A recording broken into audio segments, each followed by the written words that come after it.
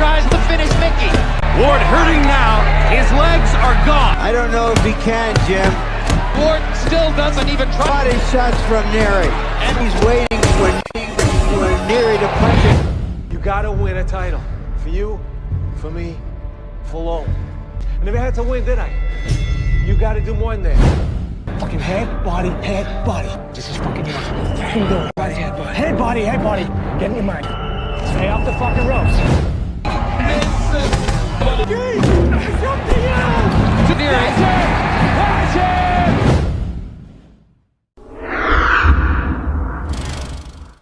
Halo, apa kabar semua? Saya doakan semoga dalam keadaan baik-baik aja dan selalu dimudahkan rezekinya.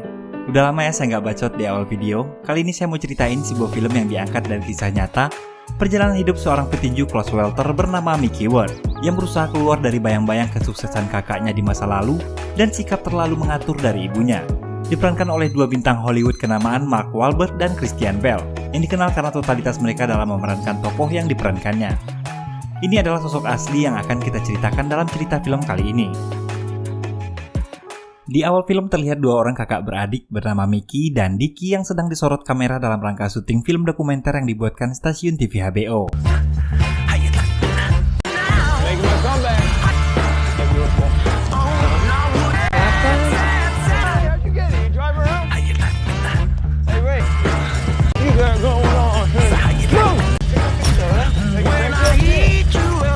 Dia menjelaskan tentang awal mula dia memulai karirnya sebagai seorang petinju saat berusia 12 tahun.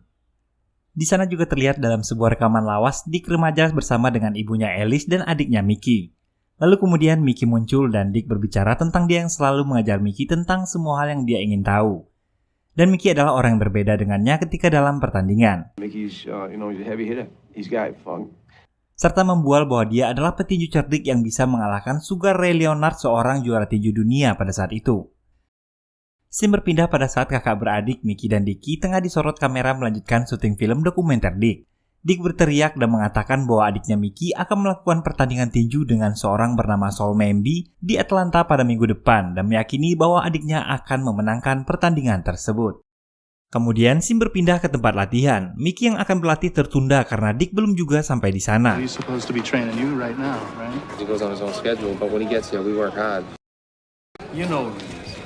Kemudian seorang polisi kenalan lama keluarga Mickey bernama O'Keefe yang juga merupakan pelatih di sana mengajukan diri untuk melatih Mickey. Ketika mereka sedang berlatih, ibu Mickey yang bernama Alice datang dan menghentikan latihan tersebut. Kemudian menyuruh O'Keefe untuk keluar dari ring. Dia berkata bahwa Dick lah yang akan melatih Mickey. Alice berbicara di depan kamera yang masih menyorot kejadian itu dan berkata bahwa O'Keefe bukanlah bagian dari mereka. Dari cara bicaranya, Alice sepertinya tak begitu menyukai O'Keefe. Lalu Alice mengalihkan pembicaraan dan mengeluarkan buku clipping dokumentasi Dick yang pernah mengalahkan Sugar Ray Leonard dan terlihat sangat bangga memamerkan koleksi clipping itu pada kru HBO. Sementara itu di tempat lain terlihat Dick bersama teman-temannya yang sedang mengkonsumsi narkoba. Sepertinya Dick larut dalam ketenaran dan prestasinya di masa lalu. Terlihat ketika sedang dalam kondisi mabuk pun dia terus melakukan jab-jab seperti sedang bertanding melawan Sugar Ray Leonard. Kemudian salah satu temannya mengingatkan Dick bahwa seharusnya dia sudah melatih Mickey saat ini. Mengetahui hal itu, Dick yang lupa segera bergegas dan berlari menuju ke tempat latihan.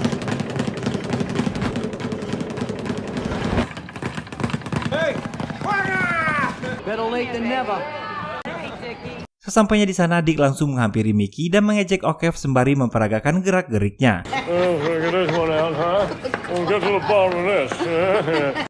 Kemudian Dick berbicara di depan kamera mengatakan bahwa adiknya akan menghadapi Saul Memby, seorang mantan juara tinju dunia. Dan Mickey yang telah mengalami 3 kekalahan beruntun akan memenangkan pertandingan itu. Dan latihan pun dimulai.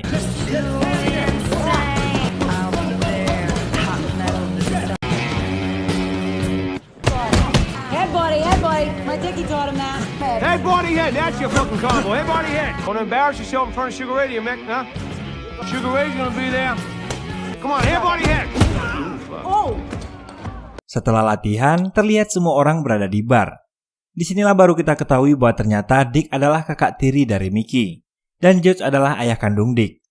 Di sana Mickey terlihat tertarik dengan wanita yang bekerja di bar bernama Charlene. Kemudian ayah tirinya menyuruh Mickey untuk mendekati wanita tersebut. Tell her all about you. Come on.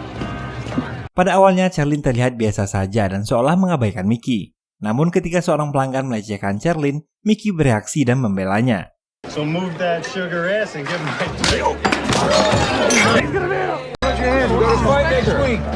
Kemudian mereka mulai saling bicara. Mickey menjelaskan tentang dirinya yang pernah menikah dan mempunyai seorang anak bernama Casey, dan mengatakan niatnya untuk mengajak Sherlyn berkencan. So what do you think? Can I take you out? Setelah ngobrol panjang lebar, Mickey berhasil mendapatkan nomor Sherlyn dan mengajaknya berkencan pada hari Sabtu.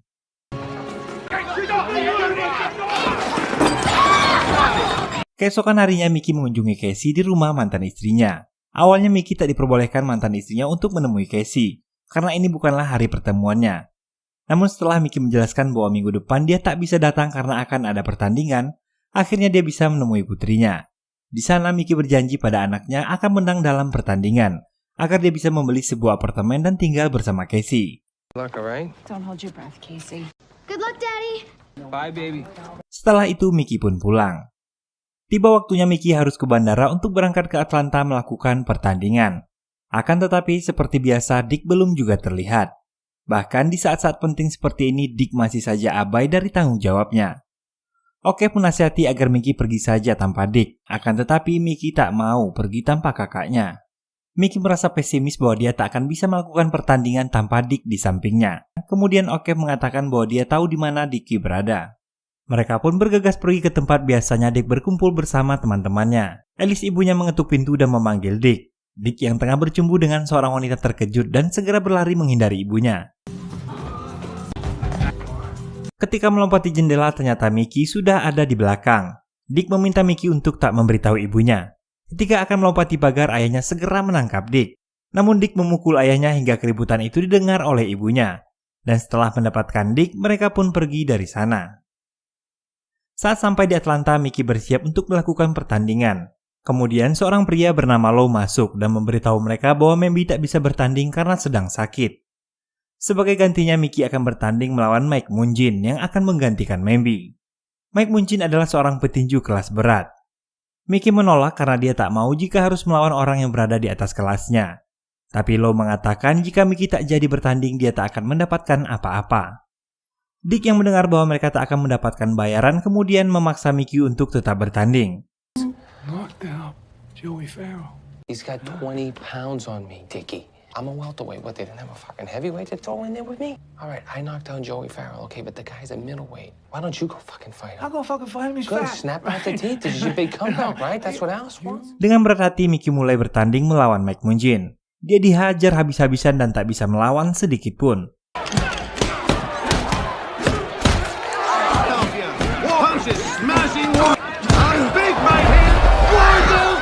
Dan pertandingan berakhir dengan Mickey yang babak belur. Selesai bertanding, Dick bertemu dengan Sugar Ray Leonard dan memintanya untuk memberikan komentar pada film dokumenter comeback-nya perihal pertandingan mereka dulu ketika Dick berhasil mengalahkannya. My comeback. I'll call you. You don't be a stranger. Sementara itu, Mickey terlihat sedang berbicara dengan seorang manajer tinju bernama Mike Toma. I want you to come with me. I want to pay you to train with my guys. I give you a real shot. What about my brother? With all due respect, he's too much trouble. Do it right and make one last run at this thing before it's too late. Where? Las Vegas. You know, you never should have been in that fight. 18 pounds, think of it that way. You owe it to yourself to come to Vegas. Setibanya di rumah ibunya, Mickey yang bingung dan merasa rendah diri memutuskan untuk tak melanjutkan karir tinjunya. I don't want to do it anymore. What are you talking? Hey, maybe they even do Dickie's comeback fight. What do you think, huh? We'll get another fight. You heal up. Oh, come on, cheer up. He get some time to himself.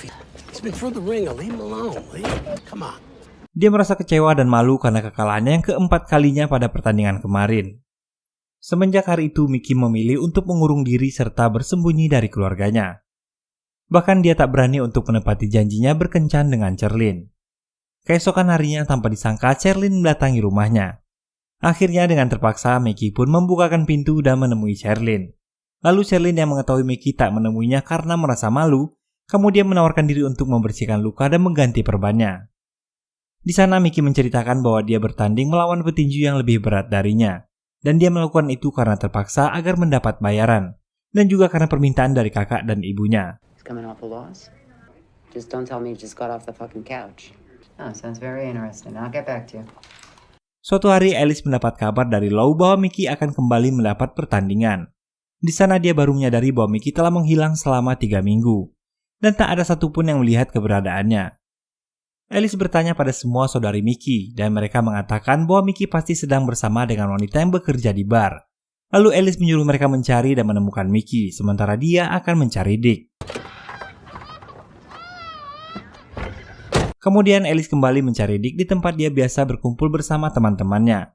Di sana dia mendapati Dick yang berusaha kabur dari jendela belakang. Alice tampak kecewa, mengetahui Dick yang terlihat seperti baru saja menggunakan narkoba. Di mobil Dick berusaha membujuk ibunya tersebut dengan menyanyikan lagu kesukaan ibunya.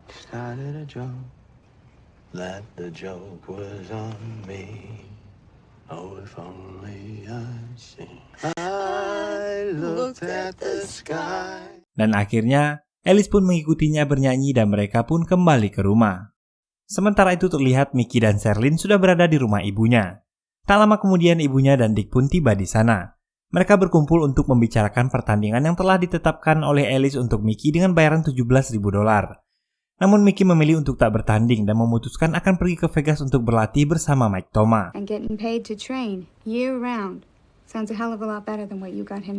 Mendengar hal itu, Dick pun menanyakan alasannya. Kemudian pertanyaan itu dijawab oleh Sherlyn dengan mengatakan seperti Dick yang tak datang tepat waktu saat latihan dan harus selalu mencarinya di tempat mabuk-mabukan dan selalu harus menunggunya di saat-saat yang penting. Kemudian Dick membujuk Mickey dan mengatakan akan mencarikan Mickey uang asal dia tetap berlatih dengan Mickey selama setahun tanpa harus pergi ke Vegas. I'll get you money so you can train your own. You? I'll get it. Yeah, I'll do it. Trust me. Oh. All right, Shelly? Yeah? Everyone? Dick mulai berusaha untuk menepati janjinya. Dia menyuruh pacarnya memakai pakaian seksi dan menggoda pria-pria yang ditemuinya di jalanan. Saat mereka lengah, Dick akan berpura-pura menjadi polisi dan menggerebek mereka lalu mengambil barang-barang berharga milik korbannya. Namun aksi Dick tak berjalan mulus. Dia dipergoki polisi asli. Dia diburu dan dikejar oleh beberapa orang polisi dan berhasil tertangkap, lalu dipukuli.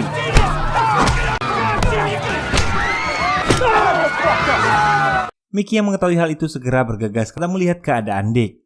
Akan tetapi dia malah dituduh terlibat dan ikut-ikutan dihajar oleh para polisi, hingga mengakibatkan tangannya cedera. Karena perbuatannya, Dicky akhirnya didenda $25.000 dan terancam ditahan atas berbagai tuduhan. Sementara itu, Mickey dibebaskan setelah mengakui kesalahannya karena berusaha membantu Dicky. What? You gotta show yourself. I was doing it for you. You did it for me? What, this? I'm fucking done lying for you. What are you gonna do? Setelah kejadian itu, Mickey mulai memikirkan kembali masa depannya. Sementara itu di dalam penjara terlihat Mickey yang sakau karena tak lagi bisa mengkonsumsi obat-obatan terlarang. Kemudian Mickey menemui Sherlyn di rumahnya. Namun Sherlyn tak ingin menemui Mickey karena dia tak ingin lagi terlibat dengan Mickey dan keluarganya. What else can I do, Shelly? I'm done fighting. I don't need it anymore. Don't call. Come on. You can do, Mickey. There's this guy that your dad wants you to meet. You just don't think you can do it without Dickie.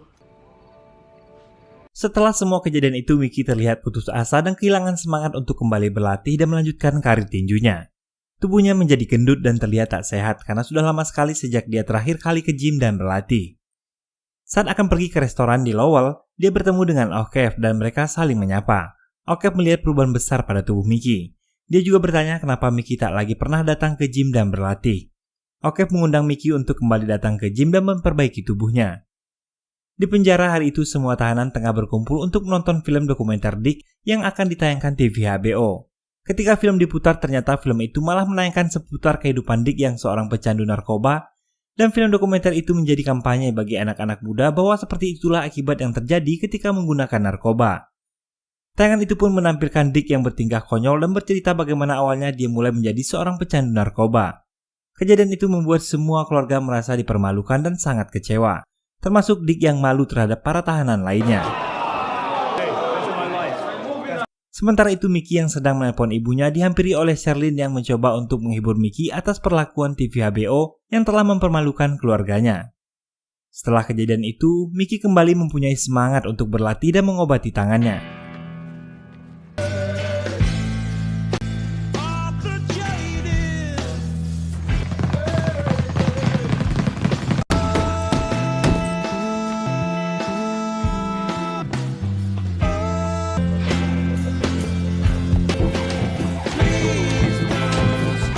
Dick yang di penjara pun sudah tampak lebih baik dan keluar dari candunya terhadap obat-obatan terlarang. Suatu hari George mengenalkan Mickey pada seorang bernama Sal Lanano, yang mana dia bermaksud menawarkan Mickey sebuah pertandingan, dan dia akan menjadi manajer Mickey serta O'Keefe yang akan menjadi pelatihnya, dengan syarat Mickey tak diizinkan mengikut sertakan satupun keluarganya. Di rumah ibunya, Alice yang mengetahui bahwa suaminya adalah orang yang telah mengenalkan Mickey pada Sal Lanano mengamuk dan marah karena merasa George telah mengkhianati keluarganya. Alice menyesalkan Mickey yang tak lagi menurutinya. Mom, maybe Mickey should try something different. What do you do? Told me 2 weeks. Did you take sides against me in my own house? You owe me money? Saudari-saudarinya Mickey mengatakan itu adalah perbuatan Sherlyn. Mereka menuding Sherlyn telah mempengaruhi Mickey hingga dia menentang keluarganya. Kemudian mereka pun pergi mendatangi tempat Mickey dan terjadi keributan di sana. Hi. Shut your mouth. Skank. Don't call me skank. I'll rip that nasty hair right out of your fucking head.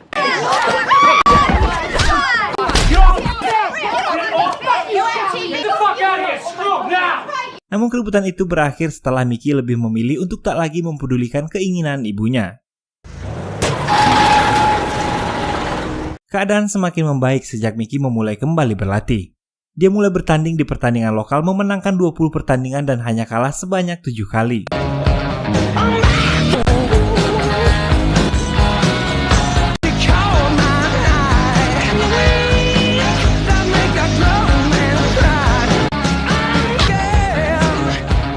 Kabar baik itu pun didengar oleh ibunya dan mengabarkan pada Dick di tahanan.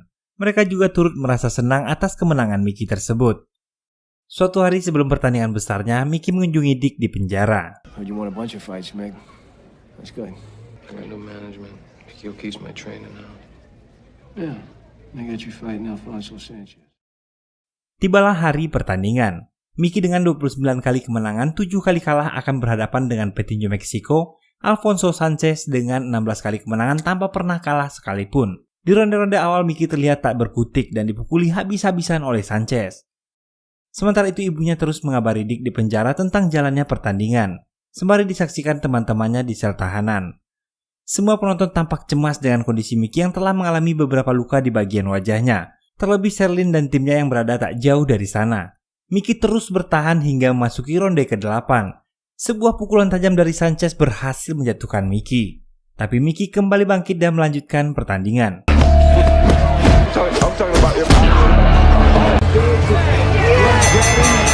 Dan Mickey berhasil memenangkan pertandingan itu. Setelah pertandingan malam itu, Mike Toma tersanjung akan cara Mickey mengalahkan Sanchez. Kemudian Mike Toma menawarkan sebuah pertandingan pada Mickey untuk memperebutkan gelar juara kelas ringan. Dan Mickey beserta timnya pun menyetujuinya. Scene berpindah pada Dick yang telah bebas dari penjara. I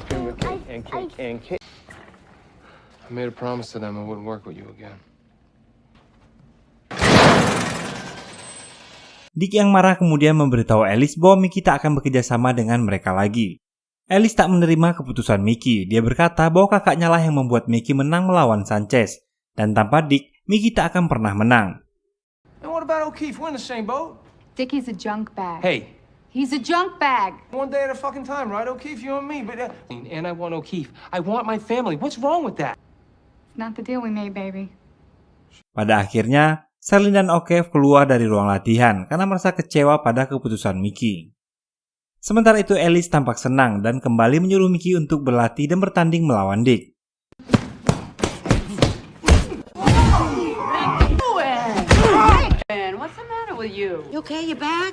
Mickey merasa cukup dan ingin Alice membiarkan pertandingan ini menjadi miliknya tanpa ada Dickie di belakangnya. Dia hanya ingin orang-orang melihatnya sebagai Mickey, bukan adiknya Dick Eklund. Maybe just this one time, not for Dickie? I'm so sorry. I'm sorry. Dick yang melihat hal itu memutuskan pergi menemui Sherlyn dan membujuknya untuk kembali pada Mickey.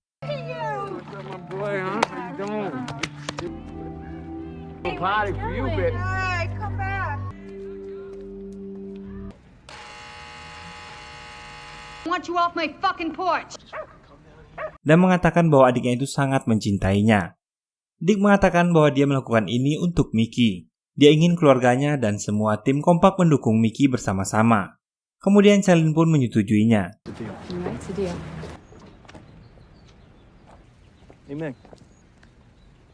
Dick dan Mickey kembali berlatih bersama.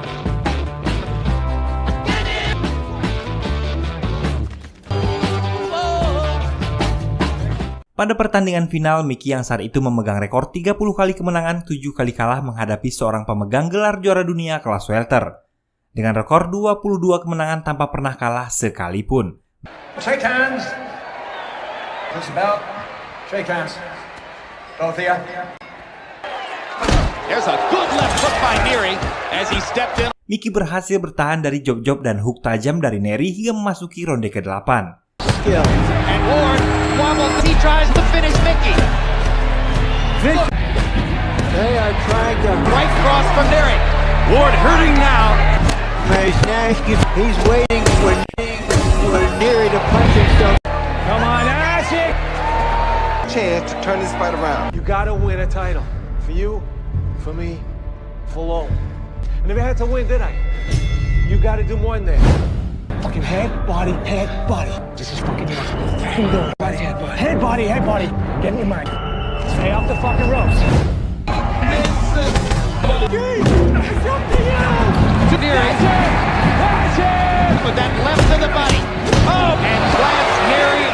Dan pada ronde itu Mickey berhasil menjatuhkan Neary dan untuk pertama kalinya dengan pukulan-pukulan berbahayanya. Hingga saat pertandingan kembali dilanjutkan, Neary tak sanggup membendung jab-jab agresif yang diberikan Mickey, hingga membuatnya jatuh untuk yang kedua kalinya. Mickey berhasil menjadi juara dunia kelas welter untuk pertama kalinya.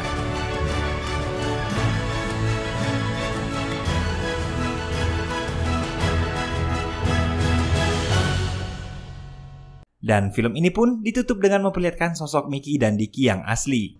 Buat yang penasaran dengan pertarungan Mickey Ward bisa lihat di YouTube juga ya. Dan pertarungan yang paling fenomenal adalah ketika dia berhasil menang atas Arturo Gatti. Oke, sekian dulu alur cerita film kali ini. Dan terima kasih buat yang udah nonton cerita ini ya. Akhir kata saya pamit undur diri. Assalamualaikum warahmatullahi wabarakatuh. Bye-bye.